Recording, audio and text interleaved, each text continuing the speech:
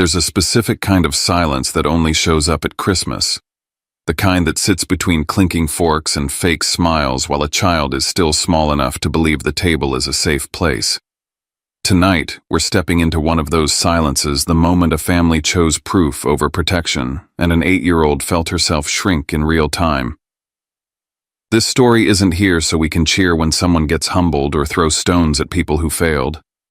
If we listen closely, we'll hear something softer underneath the drama, how love can be used like a weapon, and how one calm sentence can become a boundary strong enough to save a child. And maybe we'll ask ourselves, what do we do when the people who should shelter a kid decide to test her instead? Because when my own family demanded a DNA test to prove my daughter was really family right in front of her, with my wife watching my mother smile like it was nothing, I didn't yell. I didn't beg. I just said, understood. 3 days later, their lawyer called, and they went pale. Now let me tell you what happened. My name is Hollis Vance, and I'm about to tell you the most humiliating, protective, love-fueled 3 days of my life. But before I do, I'd love to know you're here with me. Drop a simple hi in the comments, or tell me where you're watching from. Sometimes knowing someone is listening is the only thing that keeps a story from swallowing you whole. And if you want more real stories told straight, honest, and deep enough to matter, subscribe and stay with me. I won't sensationalize pain, but I also won't soften the truth. Thank you. And now, let me tell you everything. Most mornings in Santa Fe start with light slicing through the cottonwood trees, and the wind curling over the Sangre de Cristo Mountains like it's got secrets to tell. Mine start with a backpack check, a lunchbox snapshot, and a little voice asking if I remembered library day. Junie's Ada reader already sharp as a tack with the kind of questions that make you pause and think about the world twice. This morning as I walked her to school, she told me all about a group project where she built a model of the solar system but named the planets after her favorite books. Jupiter became Charlotte's Web. Saturn was Coraline. It made her giggle. It made me remember what peace felt like. The school was only 10 minutes from our house, close enough that I didn't mind walking with her when I wasn't buried under deadlines. The sidewalks were still damp from last night's rain. I gripped her tiny hand, not because she needed it, but because I wasn't ready to let go. And maybe, if I'm being honest, because I knew weekends were coming, which meant family. Our house sat in the north end of Santa Fe, quiet, a little tucked away, nothing fancy, but warm. The kind of house where every mug had a story and the living room had toys under the couch even after we cleaned. I stepped in that morning and saw Maeve at her laptop, her brows knit in focus, coffee half drunk on the windowsill. She glanced up, smiled, and asked how drop-off went. I told her about Junie's Book Planet mashup, and she laughed, the sound grounding me in the now. But the now never lasted long in my world. My mother's voice was already on the answering machine, her text already lighting up my phone. Reminders about Sunday dinner, about RSVPs to some cousin's wedding I hadn't thought about in years. There was always something. And I always answered because somewhere deep in me was the lie I was raised on. You owe this family your presence. You owe them your peace. It wasn't just presence. I'd been wiring a set amount of money to their account every month since my first job out of grad school. It started as gratitude. Then it became habit. Then obligation. Maeve never questioned it, not exactly. She only asked once on a night when we were stretched thin and late on rent. Are you helping them, or just paying them off so they leave you alone? I didn't answer. That weekend we drove down to the east side for the family gathering. My mother's house, more museum than home, was polished like an open house that never ended. Corinne, my mother, greeted us with the kind of smile that felt like a scan rather than a welcome. My sister Taryn's daughter Sloane was already spinning in the kitchen in a dress someone had clearly ironed for hours. She's such a star. Corinne beamed, voice raised so all could hear. Our little legacy. Then her eyes flicked to Junie. And this one's so sweet. Always quiet. That was how they did it. Not blatant. Just enough to leave a mark. Junie got a generic book as a gift. Sloane got a Kindle and a speech about how bright her future was. Nobody said anything cruel, but it all landed cruel anyway. Maeve caught it. She always did. But every time she opened her mouth, Corinne would smile and pull her away. Come help me in the kitchen, dear, leaving me alone in a room where I had been trained since childhood to stay agreeable. The only break in that dance came when Rosalind, my great-grandmother, emerged from her den. The family's last flicker of genuine warmth. Her voice cut through the pageantry. Junie, come here. What book are you reading now? Junie lit up. They talked about witches and wonders and endings that weren't always happy but still honest. Rosalind remembered her name, looked her in the eye. When Maeve saw that, her shoulders dropped like she could breathe again. So did mine. That night, Junie crawled into my lap after brushing her teeth. Her voice was small. Why do they always talk more to Sloane? I froze. I couldn't lie. But I didn't want her to think badly of anyone, especially not family. I thought for a beat and said, sometimes grown-ups confuse favoritism with love. It's not your fault. It's not about you. She nodded. But I saw it settle into her anyway, a small dent in her shine. Later that night, long after Maeve had gone to bed, I was still staring at the ceiling when my phone buzzed. Unknown number, no greeting, just one sentence. If you think it's just favoritism, you haven't seen what they've planned for her. I didn't panic, not at first. The text was too vague to act on, too specific to ignore. Instead, something sharper kicked in, an instinct I hadn't used since Maeve gave birth, and I held that slippery, furious little bundle in my arms and realized I'd die for her without question. I went into protection mode. Not paranoia. Precision. The next morning, I noticed how Corinne, my mother, talked about Junie when she didn't know I was nearby. Conbay, she said on a call, not Junie, like she had no name, like she was a placeholder. I didn't say anything, but the words itched under my skin all day. Then Maeve flagged something. Your mom called. Asked what days Junie gets out early, then asked about the list of people allowed to pick her up from school. Maeve raised an eyebrow. She's never asked that before. She said why I asked. Nope. Just said she was wondering. I didn't answer, but inside I was adding it all up. That afternoon I took a detour, visited Rosalind. Her little adobe home smelled like lavender and old books. She was tired, but her mind was a laser. Has Corinne been bothering you two more lately? She asked the second I walked in. I deflected, but she didn't let it slide. I've lived long enough to know a smile hiding poison. Don't insult me by pretending. She asked me to drive her to her doctor's appointment the next day. I said yes, grateful for the task. During the wait, she sat beside me in the lobby, filing something in her purse. Then, without looking up, she said, I'm updating the trust. Want to make sure things end up in the right hands. Junie's got a good heart. Don't let anyone tell her she doesn't belong. I opened my mouth, then closed it. But her phone lit up just then, screen exposed. She didn't notice. I caught a glimpse of an email subject line. Meeting retrust update, family concerns. The sender, a law firm. Not a notary, not an accountant, a law firm. Something dropped in my stomach. That night, Corinne invited us for dinner again.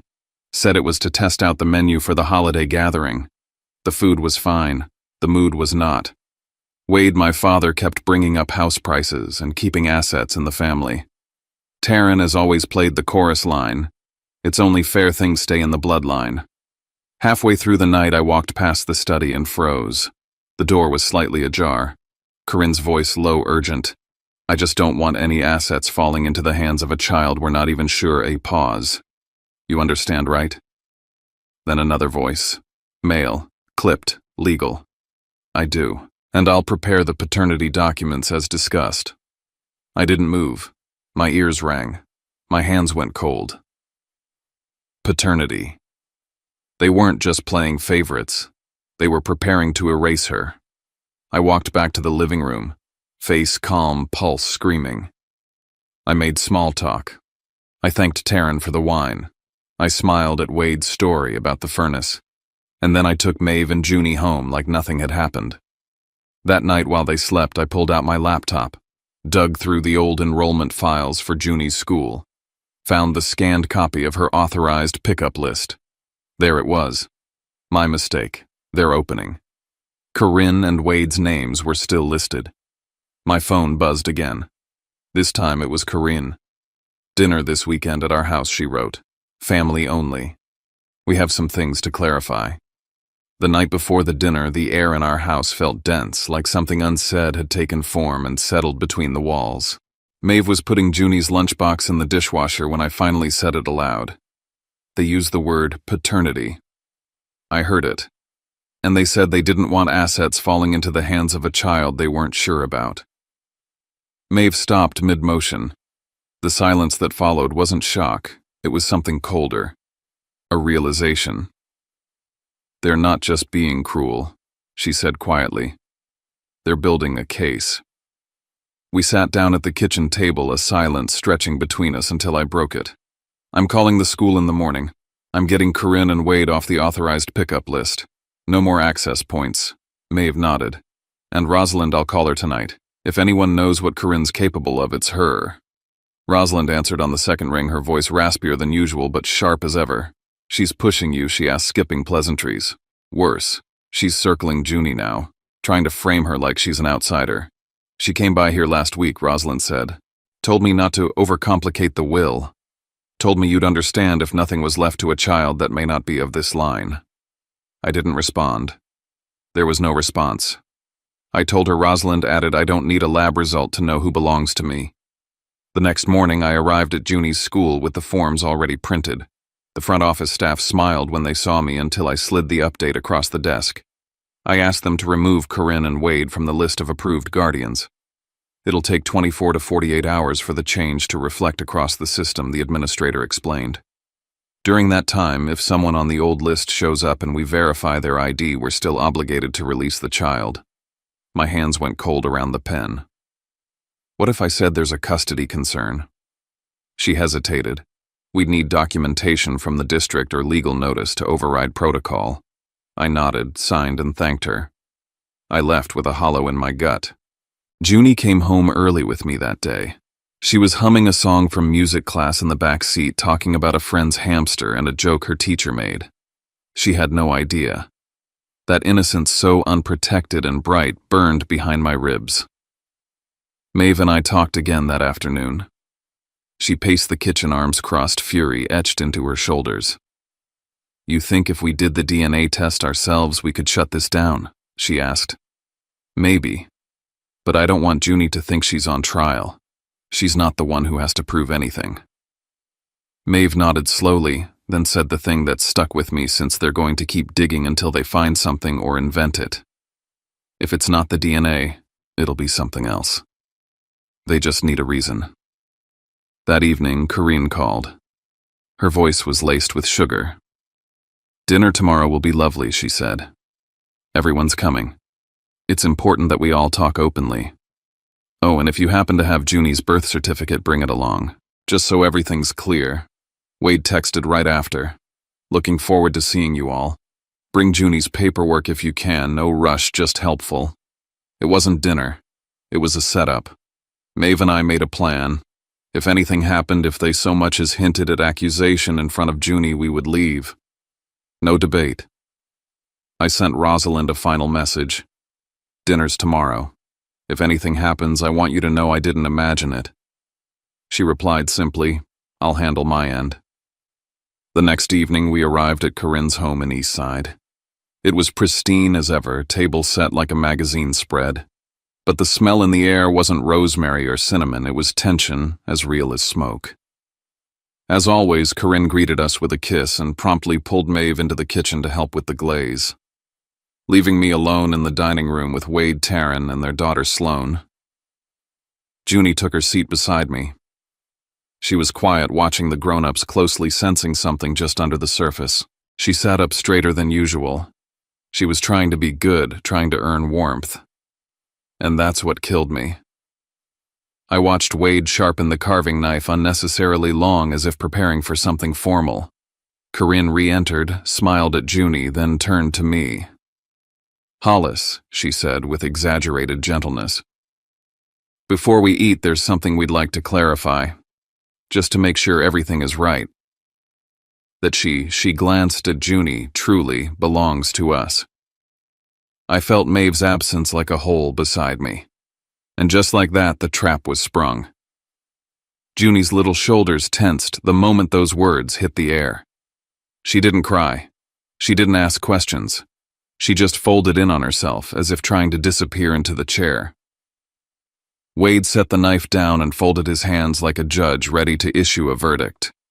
We think before things go further with school's family arrangements, the trust there should be clarity. Just something simple. A DNA test. He said it like he was asking me to pass the salt. Corinne added, "We don't want there to be any more misunderstandings. You know how rumors start. This is for peace of mind." Junie's hands were on her lap, fingers curled so tightly I saw her knuckles whiten. She stared at the tablecloth like it might provide answers, like it might whisper to her that she was still safe. I didn't raise my voice. I didn't protest.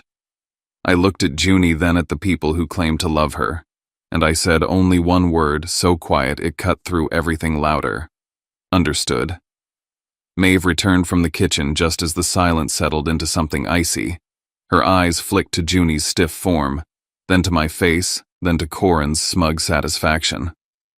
She knew. Taryn jumped in with the performance.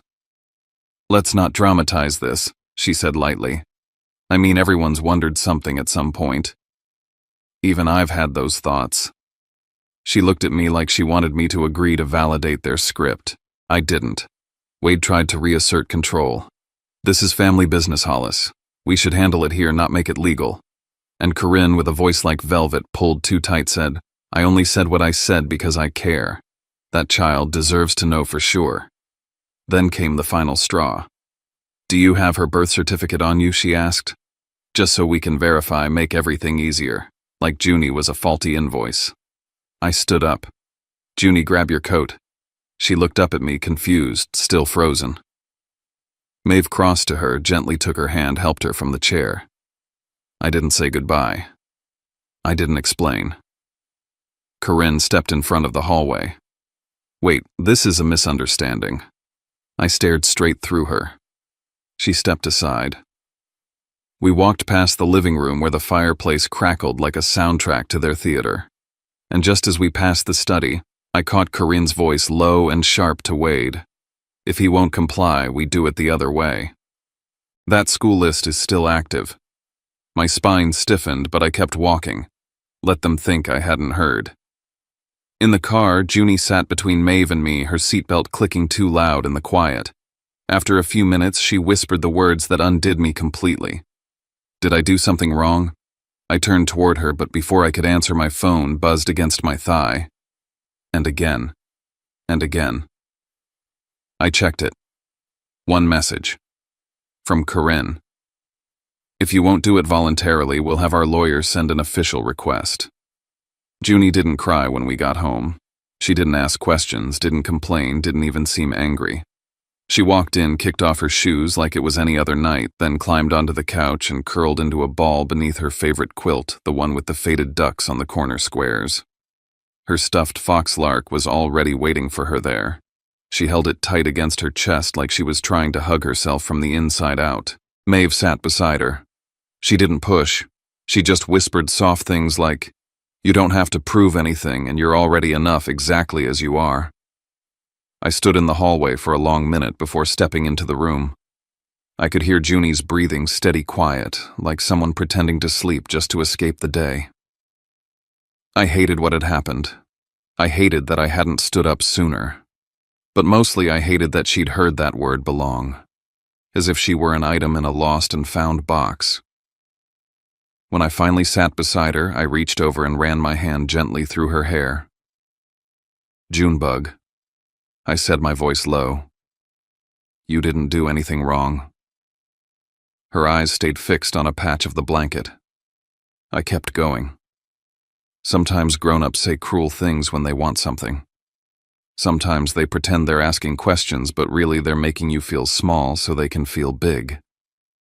Her voice, when it came, was barely audible. "So, they don't think I'm part of you," I swallowed. "They're wrong. You are a part of me. You're my daughter. Nothing will ever change that, not a test, not a paper, not even them yelling it 100 times. Junie didn't say anything else, but she didn't move away from me either. That was enough for now. Eventually, she drifted off to sleep, Lark still clutched tight. Maeve and I stood in the kitchen afterward, both of us too exhausted to pretend we weren't angry. She leaned against the counter, arms folded across her chest, eyes blazing. "She's not the problem," Maeve said. "They are." I nodded. "Corinne's not going to stop. She's not mad because Junie isn't theirs," Maeve said. "She's mad because Junie is between her and whatever legacy she thinks belongs to her." I opened my phone, navigated to my banking app, and pulled up the monthly auto transfer. It was something I'd set up years ago out of guilt, a soft, quiet bribe to keep the peace. $500 on the first of every month, no questions asked. Just enough to remind them I still owed them even if I didn't know why. I canceled it. Right there in the middle of the kitchen with Maeve watching. "You sure?" she asked. "If I'm not, I'll never be." Not 5 minutes later, my phone buzzed. "Corinne." I didn't answer. Then again. Then a third time. Then came the text. "We need to talk. Don't make this worse than it is. Don't be ungrateful." I put the phone down and didn't respond. She'd never needed me to reply anyway, just to obey. It was close to midnight when an unknown number called. I picked up on the third ring. "Hollis," the voice said clearly. "This is Decker Linwood. I represent Rosalind Holloway." I went still. "I've been asked to request a meeting. Tomorrow morning, 9 a.m. My office." I was quiet for a moment. Then I asked, "Is there something wrong?" Rosalind heard about the incident at the dinner, he said. "She's displeased." He paused, then added, "And you should also know Corinne reached out to our office prior to the dinner. Regarding paternity. She inquired about how to legally exclude any potential heir she could not confirm." My stomach turned. So that night wasn't the beginning, it was the end of a long setup. Decker continued, "Bring any materials you have related to the incident, and update the school pickup list. Immediately." That last word wasn't casual. It was a warning.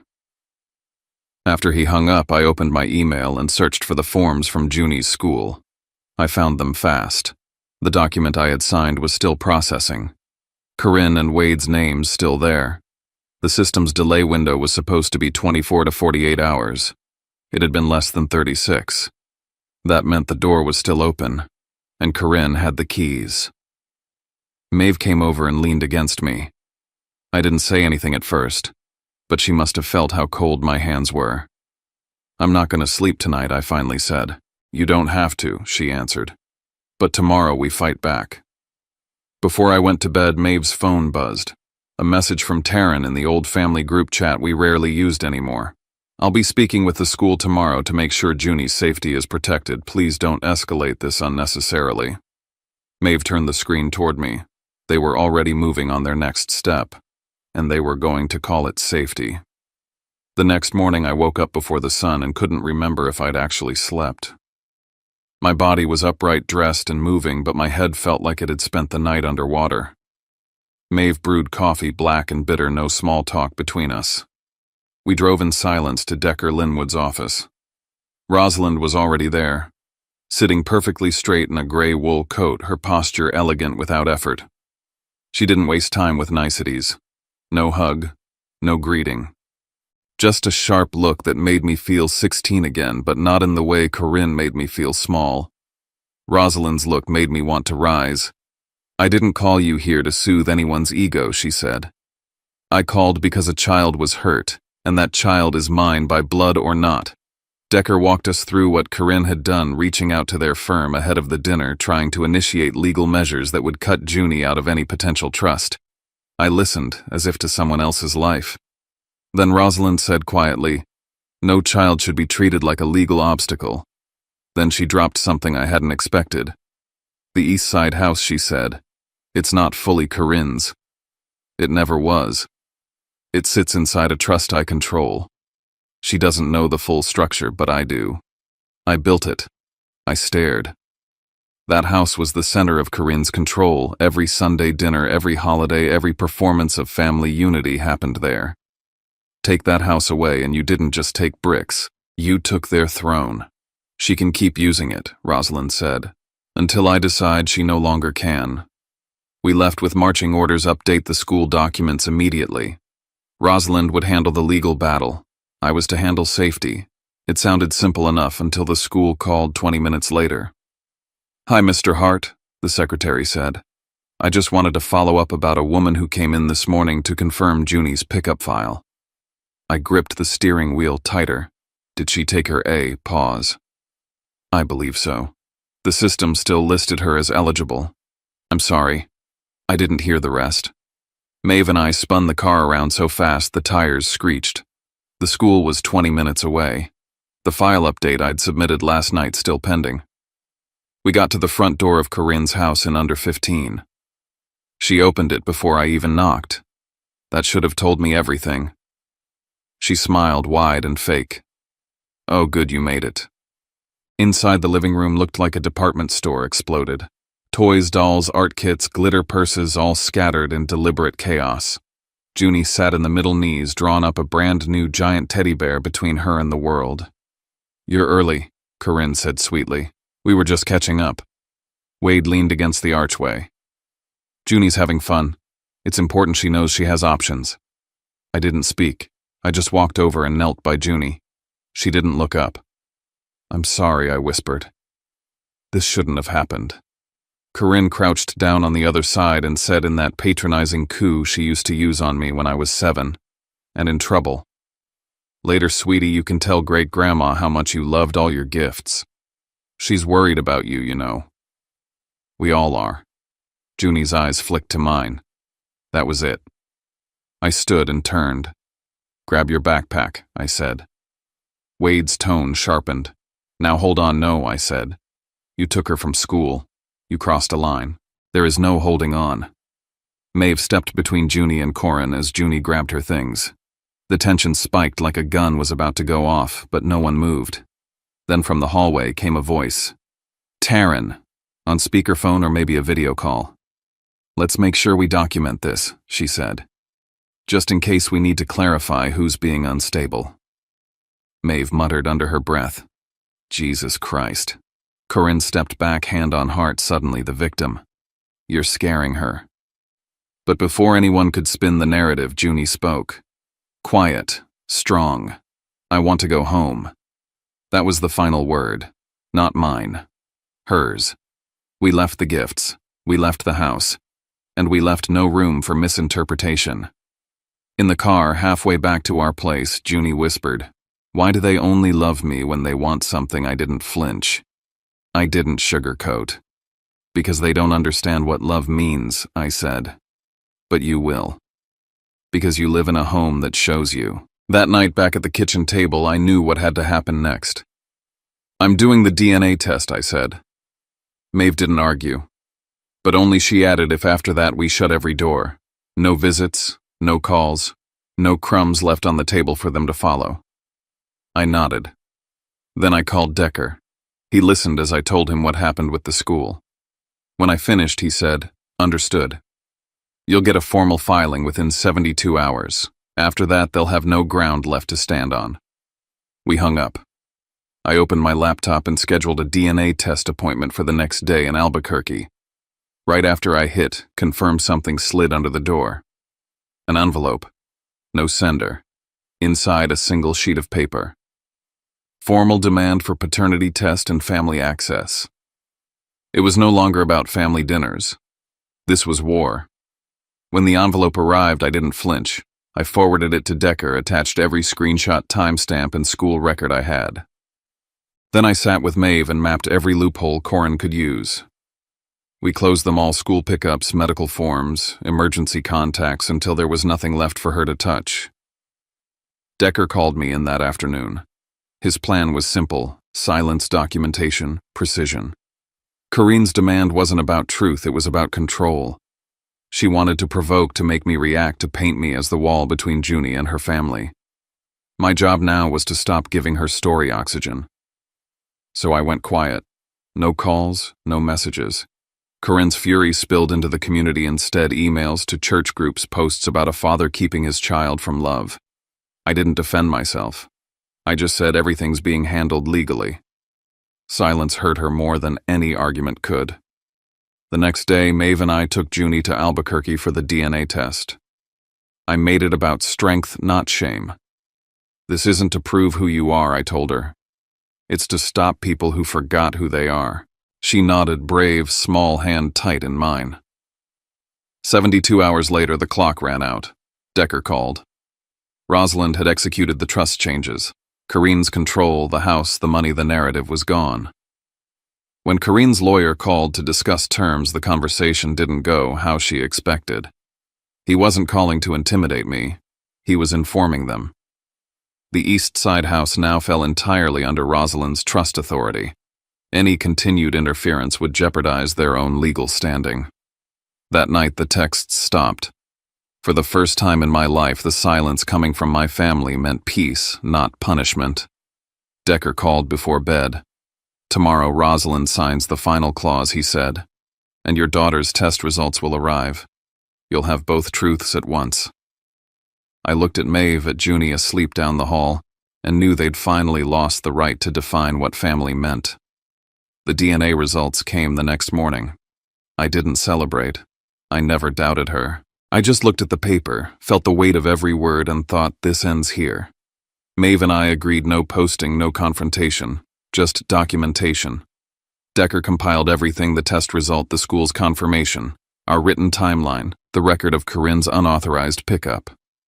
I signed the legal notice ending all direct contact with Junie. Meanwhile, Rosalind finalized the trust. The East Side house and all connected assets were locked under her name. Corinne could stay for 30 days, then she'd be out. Decker sent the notice. I didn't go watch. The fallout came fast. Corinne called 3 times, left 1 voicemail about misunderstandings. Wade tried to negotiate. Taryn sent a half accusation that Maeve had turned me against family. I answered none of it. Every message went through Decker. The moment they couldn't use guilt, their power collapsed. A week later, the moving trucks came to East Side. Corinne and Wade left quietly. I didn't feel victorious, just free. For once, I didn't owe anyone an apology for protecting my child. At home, I focused on Junie. We met with a child counselor not because she was broken, but because she deserved tools to stay whole. That night, I cooked her favorite dinner. Just the 3 of us. No speeches, no promises, just warmth. After we ate, Junie looked at me and said, "We're safe now, right?" "Yes," I said. "Because we don't have to prove we belong to anyone." I watched her smile and thought of the word that started it all. Belonging. It used to sound like a test. Now it sounded like home. I don't need them to acknowledge my daughter as family. Family isn't who demands proof. It's who protects you when the world doubts. This time when I said understood, it wasn't surrender. It was closure. The door locked, the truth sealed, and we finally stepped forward free. I used to think family was unbreakable. That no matter how hard things got, the blood that ran through us would eventually pull us back to each other. I believed in the kind of forgiveness that forgets too easily, the kind that swallows pain just to keep the peace. I thought keeping quiet made me strong, that letting things go meant I was rising above it.